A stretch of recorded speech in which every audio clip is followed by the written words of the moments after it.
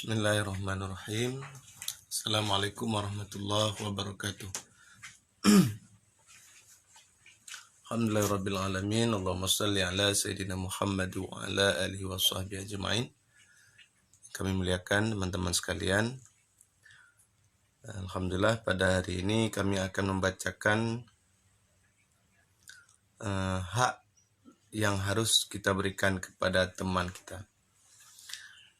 Kita tahu ketika nanti di dalam kubur, malaikat akan bertanya, wama ikhwanuka, dan siapakah saudara-saudara kamu itu, sahabat-sahabat kamu itu. Maka kita akan menjawab adalah kaum muslimin dan kaum muslimat. Saudaraku itu adalah seluruh orang-orang yang beriman, baik laki-laki maupun perempuan. Maka teman-teman sekalian, dalam berkehidupan ini tentu kita tidak bisa untuk tidak berinteraksi. Maka dalam berinteraksi sosial kita dituntut untuk menjaga adab-adabnya. Artinya ketika kita sudah mengikrarkan atau meyakinkan di dalam hati bahwa dia akan menjadi sahabat atau akan menjadi teman, maka ada beberapa hal yang semestinya kita berikan hak dia. Seperti seseorang yang mengambil seorang wanita untuk menjadi istrinya, maka pada wanita itu akan berlaku hak kita, hak dia terhadap kita. Begitu juga ketika kita mempunyai anak, maka hak anak itu tertanggung kepada kita sekalian. Dan begitu juga dengan berteman. Ketika kita meyakinkan atau menganggap dia adalah sebagai teman, adalah sahabat kita, maka bagi dia tersebut ada hak yang harus kita penuhi. Maka di dalam kitab ini, di dalam kitab Surah Salikin jilid 2 disebutkan halaman 118. Kami bacakan. Bismillahirrahmanirrahim. Ketahuilah olehmu, hai orang yang menjalani akan jalan akhirat, bahwa simpulan bersaudara itu yaitu pertambahan antara dua orang, yaitu seperti bersimpulan berkahwin antara dua laki-laki istri. Maka apabila jadi simpulan itu bersaudara, maka yang demikian itu mensabitkan akan hak bersaudara dan bersahabat. Nah, ini disebutkan oleh Imam Al-Ghazali bahwa berteman itu sama seperti seseorang yang menikah. Artinya bertaut dua hati, bahwa di antara mereka akan ada hak yang harus saling mereka penuhi. Teman-teman sekalian, di sini disebutkan bermula hak bersaudara atau bersahabat itu 8 perkara. Ini harus kita penuhi. Sehingga dalam berteman, dalam bersahabat, dalam bersaudara, kita sesuai dengan apa yang diharapkan oleh agama, dan kita akan mengambil manfaat yang besar terhadap persahabatan tersebut pada hari akhirat kelak. Yang pertama, hak sahabat kepada kita adalah menolong dengan harta, dan sekurang-kurang martabat itu yaitu bahwa engkau jadikan menolong sahabat itu seperti menolong akan hambamu atau seperti menolong akan pembantumu. Nah, ini hak kita yang pertama, bahwa kita seharusnya membantu saudara kita dalam masalah harta. Tentu kehidupan ini adalah seperti roda, ada kalanya kita yang kekurangan, ada kalanya sahabat kita yang dalam kekurangan. Maka bagi seseorang yang sudah bersahabat, berteman, seyogianya jika temannya kekurangan daripada harta, maka kita harus membantu. Membantu ya paling rendah kadarnya itu seperti kita membantu khadam kita atau pelayan kita atau budak kita, itu paling rendah. Artinya harta yang kita berikan sedikit. Tetapi paling tinggi adalah kita memberikan harta kepada saudara kita tersebut lebih daripada kebutuhan kita sendiri. Ini adalah tingkatan orang-orang yang siddiqin. Dia akan membantu saudaranya sesuai dengan hajatnya, bahkan walaupun dirinya kekurangan harta sekalipun. Nah, ini adalah tingkat yang paling tinggi. Nyokeun waceh, nyohana tepeh, nyohana tepeh, nyoka tepeh, bu lebeh hantu pedaba. Nyohana tepeh, hantu lain lo. Jadi teman-teman sekalian, begitulah.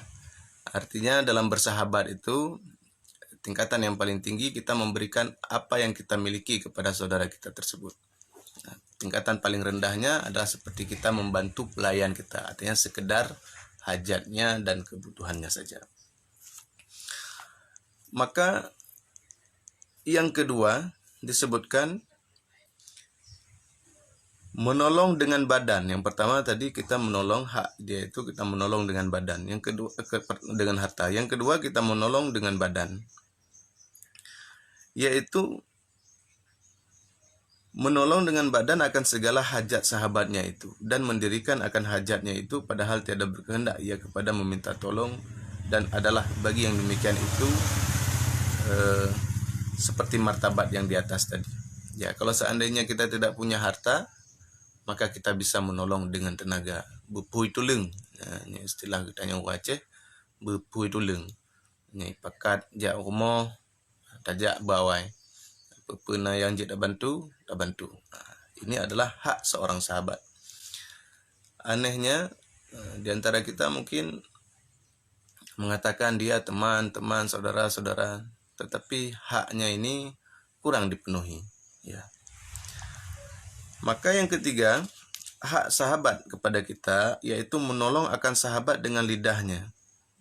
Ini menolong dengan lidah artinya kita ikut menasehati kalau seandainya dia melakukan suatu perkara yang tidak terpuji, dan ikut memuji jika dia melakukan sesuatu yang terpuji. Ini sebuah perhatian daripada kita sekalian. Misalnya kita lihat dia tampil cantik, ganteng, atau ada sesuatu yang dia lakukan menyenangkan hati kita, maka selayaknya, sepantasnya dia mendapatkan pujian daripada kita. Ini hak bersahabat.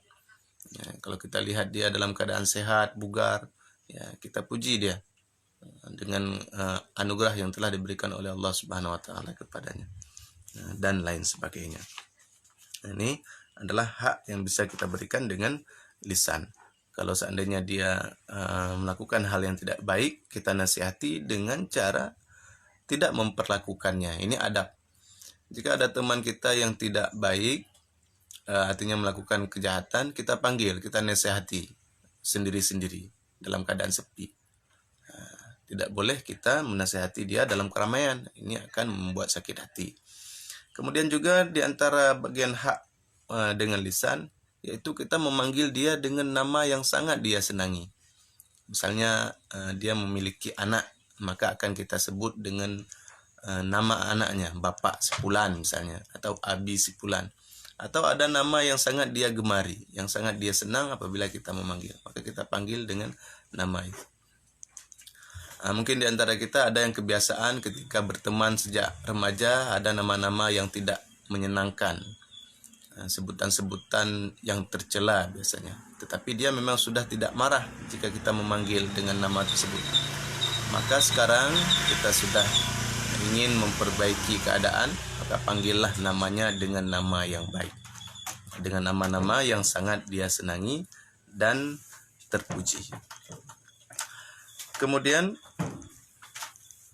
hak teman selanjutnya kepada kita yang keempat, yaitu diam daripada menyebut akan aib sahabat. Ada kalanya dia hadir di depan kita atau dia tidak ada di depan kita. Ini hak dia. Ketika kita menjadikan dia sebagai teman, sepatutnya kita tidak menjelek-jelekkannya. Bahkan semestinya kita ikut membela jika ada yang menjelekkannya di hadapan kita. Nah, ini berteman namanya. Bukan ikut menjelek-jelekkan, bahkan ikut menfitnah dan lain sebagainya. Ini adalah perkara yang tidak terpuji. Kemudian yang kelima, mendoakan bagi sahabat pada ketika hidupnya dan pada ketika matinya. Ini hak teman juga. Kita berikan doa-doa terbaik kita Ketika dia hidup, kita mendoakan supaya dilapangkan rezeki, dijauhkan dari segala mara bahaya. Biasanya orang-orang yang sedang jamaah sering mendoakan doa begini: Allahumma ighfir lil muslimin wal muslimat wal mu'minin wal mu'minat al ahya'i minhum wal amwat, atau Allahumma ighfir li zunubi wa li walidayya warhamhuma kama rabbayani wa li ustazina wa li ashabina, dan bagi seluruh sahabat-sahabat kami. Maka bagi kita sekalian mendoakan teman-teman kita, baik yang hidup maupun yang telah meninggal dunia. Kalau sudah meninggal dunia, kita mohon dilapangkan kuburnya. Kemudian apabila teman kita telah meninggal dunia, maka ketika itu kita harus menjalin silaturahmi dengan keluarganya, dengan anak-anak yang ia tinggalkan. Nah, begitulah adab-adab di dalam Islam, kita di dalam berteman. Kemudian selanjutnya, yang ketujuh, al-wafa, yakni menyempurnakan akan hak bersahabat. Artinya kita berteman adalah ikhlas lahir dan batin. Tidak hanya baik di luar, tapi menyempurnakan kebaikan itu di dalam hati kita. Kemudian yang terakhir, yang ke-8, yaitu jangan memberati akan dia daripada sesuatu yang berat atas daripada segala hajat dunia, tetapi seyogianya dikasatkan akan bersahabat itu dengan berkasih-kasihan karena Allah Subhanahu wa taala. Jadi tujuan kita bersahabat ini bukan mengambil manfaat dari seseorang. Oh, dia kaya, saya akan bersahabat dengan dia. Saya akan mengambil manfaat daripada hartanya.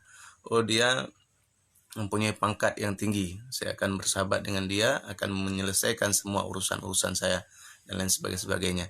Tidak begini tujuan kita bersahabat, tapi semata-mata untuk saling beramal, untuk mendekatkan diri kepada Allah Subhanahu wa taala dan mengamalkan amal akhirat yang insyaallah bisa kita petik hikmahnya nanti pada hari akhirat. Nah, jadi teman-teman sekalian, inilah beberapa adab hak sahabat yang harus kita penuhi. Setelah didengar, mudah-mudahan bisa diamalkan, dan insyaallah kita akan menjadi teman yang terbaik untuk teman-teman kita. Nabi SAW bersabda, yang paling Allah kasih di antara dua orang berteman adalah orang yang paling kasih terhadap temannya tersebut. Mudah-mudahan bermanfaat. Selamat menjalankan ibadah puasa. Taqabbalallahu minna wa minkum siyamana wa siyamakum. Assalamualaikum warahmatullahi wabarakatuh.